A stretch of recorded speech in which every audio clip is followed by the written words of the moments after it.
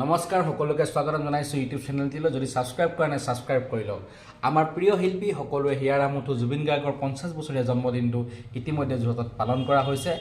আৰু এই জন্মদিনটো কেৱল যোৰহাটত নহয় অসমৰ প্ৰত্যেক জিলাত বিভিন্ন ঠাই বিভিন্ন সংস্থা ফ্ৰেন্ডছ ক্লাব স্থানীয় ৰাইজৰ সহযোগত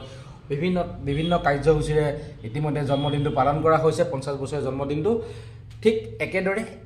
এই ক্ষেত্ৰত চেপনবাসীও পিছ পৰি থকা নাই চেপন জুবিন ফ্ৰেন্ডছ ক্লাব আৰু বৃহত্তৰ চেপনবাসী ৰাইজৰ উদ্যোগত আৰু সহযোগত চেপন কলেজ ফিল্ডত অসমৰ জনপ্ৰিয় কণ্ঠশিল্পী নীলাক্ষী নেওগে তেখেতৰ এক সংগীতানুষ্ঠান কৰে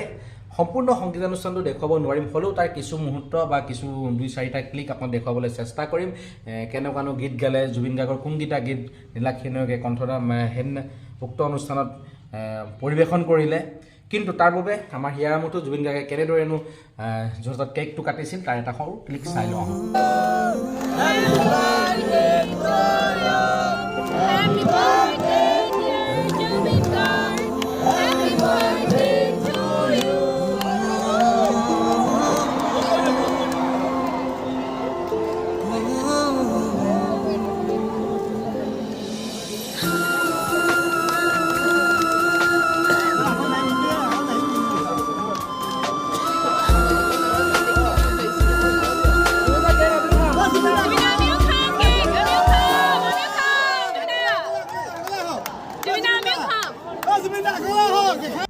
গতিকে আপোনালোকে দেখিলে আমাৰ হিয়াৰ আমঠু জুবিন গাৰ্গে কেনেদৰে